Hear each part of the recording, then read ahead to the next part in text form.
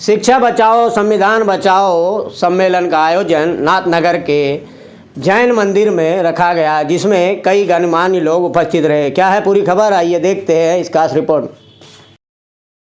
माननीय उदय नारायण चौधरी जी और आज के इस कार्यक्रम के मुख्य आकर्षण मित्र साथी लक्ष्मण यादव जी। सामाजिक न्याय आंदोलन पिछले 2017 से विभिन्न जगहों पर कार्यक्रम आयोजित किया है, संचालित किया है और आंदोलन किया है। और बहुजन आंदोलन में पिछले कई वर्षों से जिनका महत्वपूर्ण योगदान रहा है, ऐसे इस पंडाल में कोई किसी से कम नहीं है, बहुतों का बहुत बड़ा योगदान रहा है। लेकिन उनमें से हमने कुछ साथी जो हमारे साथ लगातार आंदोलन में रहे हैं, हर हमेशा वह दिन हो रात हो, जेल की यात्रा हो, मुकदमा की यात्रा हो, प्रशासन के बीच लड़ना हो, जूझना हो, उनमें से कुछ साथियों का हम लोगों ने नाम रखा है। आज इस मंच से हम उनका सम्मान करेंगे। हमारे बीच नौकरी पेशा से रिटायर्ड होने के बाद, सेवानिवृत्त होने के बाद वैचारिक साथी, विचारों के साथ साथ सरकारी सेवा समाप्त होने के बाद सड़क पर आकर आंदोलन करने वाले साथी हम लोगों के बीच हैं। इंजीनियर एसन ठाकुर साहब हम लोगों के बीच हैं। सामाजिक न्याय आंदोलन में संघर्षरत रहे साथी जयमल यादव जी, थोड़ा हमको कहने दीजिए। और नौगछिया क्षेत्र से आए हैं पृथ्वी शर्मा जी। मंच पर जयमल यादव साहब और पृथ्वी शर्मा जी से आग्रह कृपया मंच पे चले आए। और आप देखेंगे कि इनकी जो उम्र है, आज हमारे बहुजन स्टूडेंट्स यूनियन भी यहाँ है, बिहार फुले अम्बेडकर युवा मंच भी है, लेकिन इनकी उम्र का मोहताज नहीं है, विचारों के संघर्षों के मजबूत साथी हैं और इन्हें सम्मान करेंगे। विचारों के साथ सामाजिक न्याय की लड़ाई लड़ने वाले बिहार विधानसभा के पूर्व अध्यक्ष माननीय उदय नारायण चौधरी जी, बारी बारी से इन्हें सम्मान करेंगे। हम सबसे पहले आग्रह करेंगे इंजीनियर एसन ठाकुर साहब कृपया मंच पर सामने आ जाए और उन्हें अंग वस्त्र। रामास्वामी नायकरवादी, ज्योतिबा फूले के, ललई सिंह यादव के, डॉक्टर भीमराव अम्बेडकर के, अपने सभी पूर्वजों पुरखों जिन लोगों ने समाज को संवारने और सुधारने का काम किया, उनके प्रति आभार व्यक्त करते हुए कहना चाहूंगा कि उन सभी के प्रयास से जो एक नया वातावरण बना, जो डॉक्टर भीमराव अम्बेडकर ने बाद में चल करके जब अवसर मिला तो संविधान लिखने का काम किया। उस संविधान में एक अधिकार दिया कि इंसान और इंसान के बीच में अब कोई नफरत नहीं करे, धर्म और जाति के आधार पर नफरत नहीं करे, रानी हो या मेहता रानी सबको समान अधिकार दिया,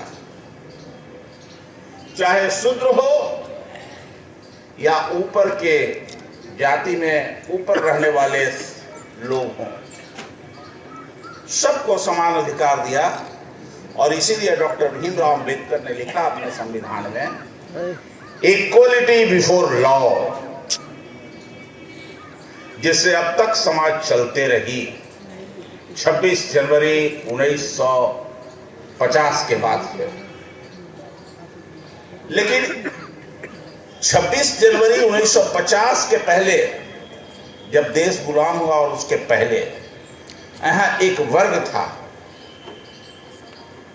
वाचाल वर्ग, जो हमारे और आपके बीच में खाई पैदा किया, नफरत पैदा किया, जाति के नाम पर और धर्म के नाम पर दोनों। और उसका केंद्र बिंदु बना राष्ट्रीय स्वयंसेवक संघ नागपुर का, और उसकी राजधानी बनी बनारस। ये जो बनारस है ये उसकी राजधानी है, तथाकथित लोगों की, इतिहास में जब देखेंगे तो। और एक राजधानी है भी दिल्ली में, जो संविधान के अनुसार, डॉक्टर भीमराव अंबेडकर के संविधान के अनुसार बना हुआ है। लेकिन दिल्ली की राजधानी ने और संसद ने एक ऐसा विचार व्यक्त किया कि जिसको आप मनुवादी कहते हैं, वो बहुत परेशानी में है और छटपटाहट में है। और उस छटपटाहट के कारण कभी मंडल कमीशन के खिलाफ रथ निकलता है, जिसको लालू प्रसाद रोकने का काम करते हैं और गिरफ्तार करने का काम करते हैं। और दूसरा, अभी आधुनिक समय में फेसबुक लाइव चाहते हैं इसमें पूरे देश में कुंभ मेला, कुंभ स्नान, यज्ञ और अब सनातन बना के, सनातनी बना के, वैदिक से हुआ हिंदू और हिंदू से हुआ सनातनी। अब हम सब लोगों को सनातनी के नाम के ब्रह्मजाल में फैला रहा है। और सबसे ज्यादा इस जाल में कौन फंस रहा है? सबसे ज्यादा फंसने वाले हैं आप शूद्र भाइयों जो बैठे हैं यहां। मैं आप सब लोगों को शूद्र ही कह रहा हूं, लेकिन हमको अहंकार है कि हम दूसरी थोड़ा ऊंची जाति के हैं। शूद्र भाइयों, आप चाहते हैं कि समाज में आपको स्थान मिले, तो संविधान के अलावे कोई, जो डॉक्टर भीमराव अंबेडकर का संविधान है, उसके अलावे कोई आपके अस्तित्व को बचाने वाला नहीं, बचाने वाला नहीं। और उसका एक खतरा यह भी नहीं होता कि बीजेपी और आरएसएस में भी बहुत सारे यादव लोग हैं, लेकिन आप हमको सुनने आए हैं, इसका मतलब हमारी जाति की बात हमारे यहाँ नहीं होने वाली। हम विचारधारा को केंद्र में रखते हैं। जो विचार में हमारे खेमे में है, हम उसे ही अपना साथी मानते हैं। बाकी भाई भी अगर दूसरे खेमे में है तो उसको हम अपना वैचारिक साथी नहीं मानते। इसलिए मेरी पहली गुजारिश, बहुत धैर्य और हिम्मत की जरूरत है। हमारे पहले तमाम बहुत गंभीर वक्ताओं ने गंभीरता पूर्वक तमाम बातें कह दी। अगर आप हमें सम्मान देना चाहते हैं तो इन कुछ कपड़ों के, रेशम के कपड़ों से, कुछ फूल मालाओं से, या मेरे भाषण की चंद लाइनों पर ताली बजा देने से वो सम्मान मुझे नहीं मिलेगा। सम्मान असली वो है कि ये कार्यक्रम जब खत्म हो तब ये सम्मेलन शुरू हो और गांव-गांव इसकी चर्चा करिए और आने वाले खतरों से समाज को बचाइए। तब जाकर के हमारा सम्मान होगा और तब जाकर के विचार की लड़ाई आगे बढ़े। और इसका खतरा उठाने के लिए थोड़ा धैर्य तो दिखाना पड़ेगा। 4 घंटे अगर कार्यक्रम में बैठना हो तो थोड़ा सा तो हिम्मत होनी चाहिए। अब कोई कथावाचक होता और कहता कि चुपचाप बैठ के सब कथा सुने, जो खड़ा होकर कथा सुना अगले 24 घंटे में कोई बुरी खबर उसको सुनने को मिलेगी, आप तुरंत बैठ जाओगे। वहां तो आप नहीं बोलोगे कि हम तो उन्हीं को सुनने आए हैं। मैं तो अभी आदरणीय उदय प्रताप जी से यही कह रहा था, तो उन्होंने भी कहा कि ब्याह शादी होती है, 4 घंटा बैठ करके जो होता है काम समझ में एक भी नहीं आता, डर के मारे चुपचाप बैठे रहोगे और आप खड़े होगे तुरंत डांट के बैठाएगा कि अभी अनहोनी हो जाएगी तो कुछ नहीं करोगे, आप भी डर के मारे बैठ गए। पहले मैं इलाहाबाद यूनिवर्सिटी में पढ़ाई करने गया तो आजमगढ़ से बस से जाया करते थे। जहां बस रुकती थी एक आदमी बीच में आता था और ऐसे ही एक पर्चा सबको पकड़ा के चला जाता था। उस पर्चे पर कुछ भी लिखा होता था ऊपर कथा, और नीचे लिखा होता था कि इस पर्चे को देख करके कुछ लोगों ने मुफ्त में 1000 पर्चा छपवा कर घर घर बांटा। उनके घर बहुत बड़ी खुशखबरी आई, रुका हुआ काम बन गया। और 2 लोगों ने पर्चा देख करके फाड़ के फेंक दिया, 24 घंटे में उनके घर अनहोनी हो गई। अब बताइए उस पर्चे का आप क्या करेंगे? अब ये हम लोगों के बचपन में ये होता था। धर्म के नाम पर आपकी हिम्मत नहीं खुलती और वैचारिक जगह पर थोड़ा सा भी अगर मन का नहीं हुआ, जितने लोग भाषण दिए मजबूरी में देते हैं, सही बात होना हो तो हमसे पूछिए, हम बताएंगे। क्योंकि अगर एक को भाषण दिलवाया, दो को नहीं दिलवाया, तो बाकी दोनों के लिए यही होगा कि बहुत खर्चा हो गया टेंट माइक पर, विचार का तो वहां कोई काम ही नहीं हुआ। और जो भाषण दिया वो कहेगा गजब का कार्यक्रम था, अब लगता है कुछ होगा। हमारी नाक लंबी हो गई है, दिल बहुत छोटा हो गया है। इसलिए मैं अपने वक्तव्य को किसी और की आलोचना की बजाय थोड़ा सा आईना सामने रखकर बात करना चाहता हूं। आईना जब भी उठाया करो, पहले देखा करो, फिर दिखाया करो। और हम लोग दूसरे की तरफ आईना दिखा रहे, नहीं साहब, कहीं तो कुछ चूक हमसे हो गई। मैं पश्चिम उधर महाराष्ट्र और दक्षिण भारत में जाता हूं, एक निवेदन, बिहार से बहुत उम्मीद है। इतना वैचारिक कार्यक्रम शानदार हुआ, इसलिए अपनी एक दिल की बात साझा करता हूं। जब वहां कार्यक्रम होता है शिक्षा संविधान पर, 2 या 3 लोगों को वो मंच पे बिठाते हैं। एक जो अध्यक्षता कर रहा होता है, एक जो मुख्य वक्ता होता है जिसको पूरा समय देते हैं, और एक संचालक। और कितना भी वरिष्ठ व्यक्ति वो सामने बैठा रहता है, बिना भाषण दिए जाता है, लेकिन खुश होकर जाता है, क्योंकि वहां ट्रेनिंग है कि आंदोलन का कार्यक्रम कैडर की तरह कैसे होता है।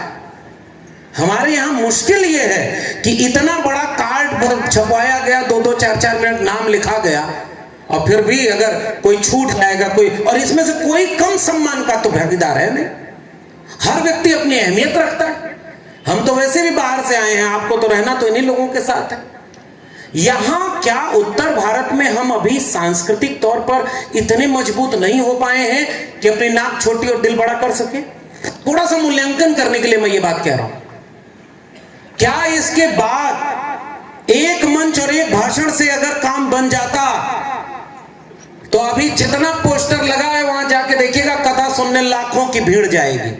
और इतना ही अगर अच्छा होता तो ये कार्यक्रम किसी रामलीला मैदान जैसे मैदान में होता और 5000 10,000 लोग होते, तब हमें लगता कि हाँ ये बड़ा है, इसमें भाषण देने की कोई बात है। आज जरूरत एक लक्ष्मण यादव की नहीं है, हर गांव में एक व्यक्ति हमसे अच्छा समझाने वाला होना चाहिए। पूरा मैदान आपके लिए खाली पड़ा हुआ है। अम्बेडकरवादी, संविधानवादी लोग एकजुट होकर के सम्मेलन कर रहे हैं और उम्मीद करते हैं कि पूरे बिहार में शिक्षा और संविधान की इस बचाने की मुहिम को ले जाने की और बिहार के बाद पूरे देश को बचाने की कोशिश जारी। वर्तमान सरकार के बारे में क्या कहें? मौजूदा सरकार को अब अपने पहले के वादों पर, चुनाव में जो घोषणाएं की थी, 20 साल का सरकार रहा, इसका जवाब जनता के सवालों के साथ देना पड़ेगा। बिहार में चुनाव भी है, बिहार में चुनाव जो हो रहा है, मुझे लगता है कि वो इस बात को सुनिश्चित करेगा कि बिहार सांप्रदायिकता की आग में वापस जलेगा क्या, बिहार 90 के पहले जो सामाजिक अन्याय की, गैर बराबरी की खाई बनी हुई थी, क्या उस दिशा में आगे बढ़ेगा, या एक नया बिहार बनेगा जो नौकरी की बात करेगा, पढ़ाई की बात करेगा, कमाई की बात करेगा, दवाई की बात करेगा। समाजवाद की पुरानी विरासत, जो त्रिवेणी संघ की, अर्जक संघ की, कर्पूरी ठाकुर की विरासत, प्रभु जगदेव प्रसाद की विरासत, समाजवादी आंदोलन की विरासत, अगर आज भाजपा और आरएसएस के सांप्रदायिक चुनौती के सामने अगर मुश्किल में है, तो बिहार चुनाव इस बात का फैसला ले कि सांप्रदायिक और जातिवादी शक्तियों को शिकस्त दे और संविधान को मानने वाले लोग जीते, ऐसी हम कामना करते हैं। शिक्षा और संविधान वर्तमान सरकार किस तरह जोड़ेंगे आप? देखिए, अभी तो सरकार की हालत ये है कि पिछले 10 साल में केंद्र सरकार ने 5.5% GDP का जो शिक्षा बजट था उसको घटा के 2.34% कर दिया।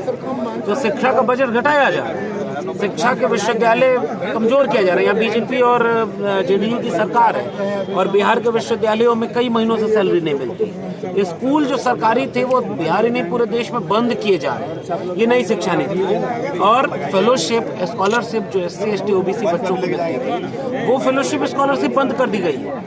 आप उन बच्चों को जो PhD एडमिशन में, BA में फीस होती थी, वो फीस महंगी कर दी गई। तो इससे तो ये लग रहा है कि गरीब का बच्चा और गरीब होगा, क्योंकि अब उससे शिक्षा भी नहीं मिलेगी। हम तो दिल्ली विश्वविद्यालय में 14 साल पढ़ाए, और 14-15 साल पहले जिस BA करने की फीस 2-4 हज़ार रुपये होती थी, आज वो 40,000 रुपये, और किसकी आमदनी 10 गुना बढ़ी है। तो शिक्षा तो गरीब कमजोर के हाथ से दूर हो गई, और शिक्षा दूर की गई है। अमीर के बच्चे अच्छे स्कूल में पढ़ेंगे, नेताओं के बच्चे अच्छे स्कूल में पढ़ेंगे, बाकी के लिए बाबाओं को घुमाया जा रहा है कि धर्म खतरे में। शिक्षा जब रहेगी तब वो लोग जागरूक होंगे कि खतरे में क्या है, धर्म और ये सब चीज़ें खतरे में नहीं है, खतरे में देश का संविधान। इसलिए शिक्षा बचाना इस देश को बचाना है, शिक्षा बचाना आने वाली पीढ़ियों को बचाना है। इसलिए सम्मेलन एक मील का पत्थर साबित होगा। Thank you. बचाओ संविधान बचाओ सम्मेलन जो आज चल रहा है, क्या कहना चाहेंगे?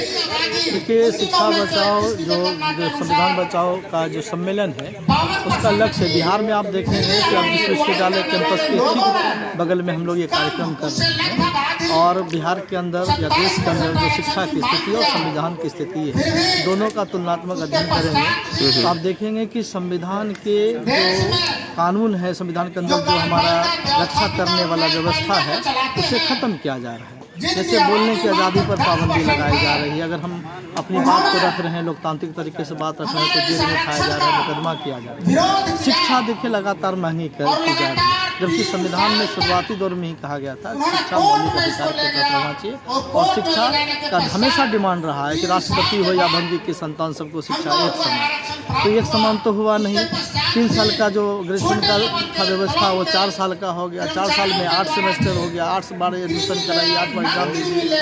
बच्चों को क्या किया है कि अब रहने वाला नारायणपुर का है तो उसका पढ़ रहा है कहलगांव एडमिशन। तो ये जो पूरा दौर है वो चाहता है कि जो शोषित वंचित समाज है, दलित है, पिछड़ा है या अल्पसंख्यक है, जो लोग कुछ प्रगति करना चाह रहा था, प्रगति के रास्ते पे आया था आज़ादी के बाद, उन सबको फिर 90 के दशक से पीछे धकेलना चाहता है। और ये सारा एजेंडा जो है पूंजीपतियों का और जो मनोवादी ब्राह्मणवादी लोग हैं, चाहे वह कभी कांग्रेस का चोला पहन के आए या बीजेपी का चोला पहन के आए, असल में पीछे वही है।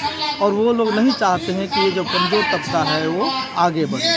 तो हम लोग जो इस तरह का हर जगह कार्यक्रम चला रहे हैं, इसका साफ साफ उद्देश्य है कि जो हमारा समाज है वो एकजुट हो, क्योंकि भाजपा के पीछे भी जो खड़ा है वो हमारे ही समाज के लोग हैं, वो धर्म के नाम पे खड़ा हो गया। उनको दुश्मन मुसलमान बताया जाता है, उनको दुश्मन कुछ और बताया जाता है, जबकि लड़ाई जो है वो आर्थिक स्रोत पर कब्जा करने का, राजनीतिक जो व्यवस्था है उस पर कब्जा करने का, जो न्यायिक व्यवस्था है उस पर कब्जा करने का। इसलिए आज भी देखिएगा पार्लियामेंट में जो है 42% से अधिक सवर्ण जो है सांसद हैं, न्यायपालिका में 99% वही है। जो कार्यपालिका है, बार बार राहुल गांधी भी इस बात को उठाते रहे, तुलसी यादव भी उठाते रहे कि जो पीएमओ है उसमें 95-96 जो जॉइंट सेक्रेटरी है वो सभी अपर कास्ट के लोग हैं। तो ये लड़ाई है धनधरती राजपाट का। हमारे बाबू जगदेव प्रसाद जो है, हम लोगों ने आज के कार्यक्रम को कमिश्नर नाते को संत गाडगे जी को, संत रविदास जी को समर्पित किया। तो इस लक्ष्य है कि हम जो हमारे समाज में पढ़े लिखे लोग हैं उनको भी संगठित करें, जो किसान मजदूर छात्र नौजवान हैं उनको भी संगठित करें। तो इस तरह के कार्यक्रमों को बुला करके फिर हम लोग बातचीत करते हैं और ये सभी लोग आए हैं, लाए नहीं गए हैं, क्योंकि बहुत जगह तो अभी भाजपा मोदी जी का कार्यक्रम हुआ, करोड़ों रुपया खर्च हुआ, सुने 9 करोड़ का पंडाल है। और सरकार का तंत्र, केंद्र सरकार का तंत्र, राज्य सरकार का तंत्र फिर भी हवाई अड्डा को नहीं भरता। हमारा छोटा सा एक अपील हुआ है और आप देख रहे हैं कि हमारा पूरा पंडाल भरा हुआ है और सब अपने तन मन धन के साथ खर्चा करके यहाँ पहुँचे हैं। तो ये बेदारी है बिहार के अंदर। तो हम लोग जो है बिहार में ये चुनाव होने वाला भी है 2025 में, तो उस चुनाव में भाजपा आप देख रहे हैं दिल्ली में क्या कर रहा है या महाराष्ट्र में किस तरह से खेला कर रहा है। तो बिहार में नहीं हो इस तरह का खेल, तो ये एक जागरूकता भी है और इस मुहिम के तहत हम लोग आगे जाना चाहते हैं और संविधान और शिक्षा को बचाना। आपका परिचय? मेरा नाम गौतम कुमार प्रीतम है, सामाजिक न्याय बिहार के ज्वाइंट।